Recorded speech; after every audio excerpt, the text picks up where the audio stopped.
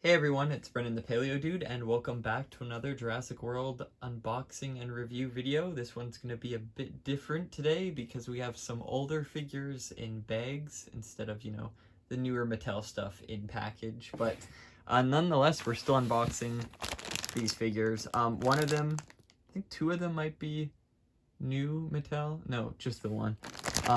So this Caprasuchus is from one of the newer Jurassic World lineups, but the rest of these are Kenner and Hasbro.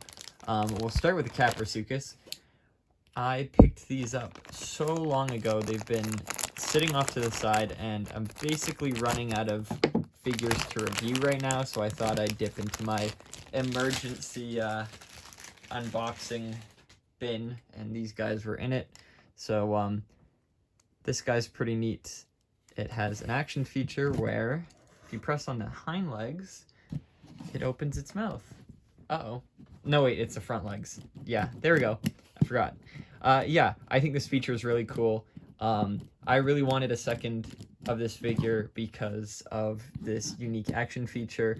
I wish more dinosaurs in the lineup had it. I mean, this guy's not a dinosaur, it's a croc, but nonetheless, this is such a sick action feature. It's so flawless and easy to use and really fun. You can do it really fast.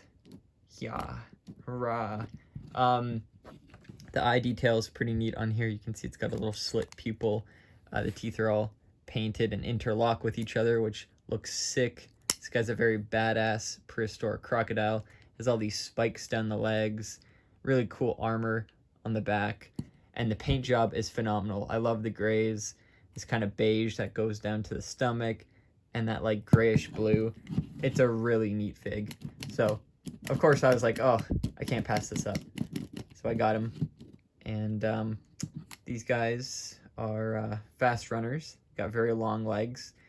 Very scary, terrifying looking croc dude. But we'll throw him off to the side because you guys are probably here for the old Kenner stuff. So we'll start with this Coelophysis from the 1993 original Jurassic Park lineup. It was pretty cheap for Canadian at Toy Traders. That was a pretty good deal. I have 4 of them already. These guys hunted in packs. Coelophysis is from the Triassic, and they're found, or they were found, they're skeletons in big groups. And in the original Jurassic Park trading card that would come with a set of 2 of these guys, there's like 10, 15 of them running together. So I thought, hey, a chance to get another Coelophysis? Absolutely, yes. Build up the pack. These guys are pretty neat because they've got a wire inside their body, and you can actually wrap them around a human figure. So we'll get out our victim here, poor little Tim. If I recall, a long while ago, there was a sale at a used toy store in BC. I think it was like 75% off all of their figures. So I picked up these humans, that vehicle, and the Raptor, the original Raptor back there, for like really cheap. So let's try and wrap this guy around. The major problem with this wrapping feature is the paint job on the Coelophysis would get scuffed. So the ones I have like super scuffed paint. This one's actually not that bad. I think this might be one of the better ones I have. I say as I wrap it around and scuff the paint, whatever. So the feature kind of, I mean, it I'm probably not doing it the best, but the whole body is one big metal wire, and you can wrap it around the human figures to, it looks like Tim's actually RKOing this guy, but to like ensnare them in the body or whatever. And later they would use this action feature for the Tanystropheus, which I do actually have up there. So you can't see the lights in the way, but I've got all the original collection up there, which I'll probably end up reviewing soon because right now I'm in a drought. I'm trying to save money for a trip to Texas, so I haven't been collecting any figures. So we're kind of running on empty here. I'll have to review some older stuff. But that's the Coelophysis. Really cool figure. One of my favorites from the original lineup. And I really wish Jurassic World would make more of these guys. So far they've come close. They've made Ornitholestes and stuff. But I would love to see Coelophysis return, maybe in the 93 Classic lineup, maybe in the Reimagined lineup. I don't know if it'd have this exact action feature, but it would be pretty iconic if it did make a return. And on the legs, they had these numbers. I do miss these a lot. Yeah, really neat fig. Really nice that its paint is mostly intact. There's some scuffage. So who else do we have? We've got this original 1993 Jurassic Park Raptor. It's missing some fingers, I believe. Let's see. Yeah, I've got one that's also missing some fingers. It seems like a common thing that occurs on this figure. But the action feature would be that you tilt the body up and the arms kind of go outwards, like it's grabbing, and then it would screech. I might have one figure that still works that has batteries in it. See the logo on the thigh, the Raptor claw. I don't think this guy has a little symbol like that though. JP10, this one's JP04. I think Dimetrodon's 01 from what I remember. But yeah, the other electronic figure in this lineup would be the Dilophosaurus. I think that one was white. Yes, I just looked over. It's white and green. Very iconic Raptor, and I think Mattel did a few repaints in their Jurassic World lineups based off of this guy, so it's pretty neat. It's a pretty large Raptor too, and I do love the details. The green eye is very nice. I don't know why my camera doesn't want to focus today. So yeah, this one's good for building packs, just like the Coelophysis. Put them off to the side. This one I don't need to unpackage. So this is the Jurassic Park 3 Spinosaurus figure. I don't think the electronics are working on this one. No. But I think you press on this here and the arms would kind of do a scritchy scratch motion. It's not really working. This one's a thrift store find, so it's pretty beat up. But unfortunately, too, the legs are very loose. So usually the figure's supposed to stand up like that, but it can't. It's way too loose. But this low down position is actually not that bad either. And the coloration is phenomenal. I love the blues and the purples. It's a very iconic figure from Hasbro. This one's from 2001, I think. Yeah, or two. There should be a date somewhere on the the foot or the leg. Anyways, very cool figure. Nice to add to the collection. Speaking of JP3, we also have this guy, which is the green variant of the female Raptor.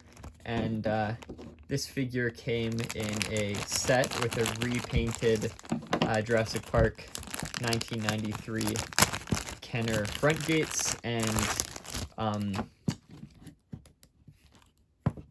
and fences, yeah, and a catapult. So down there, the front gates, the catapult, and the fences.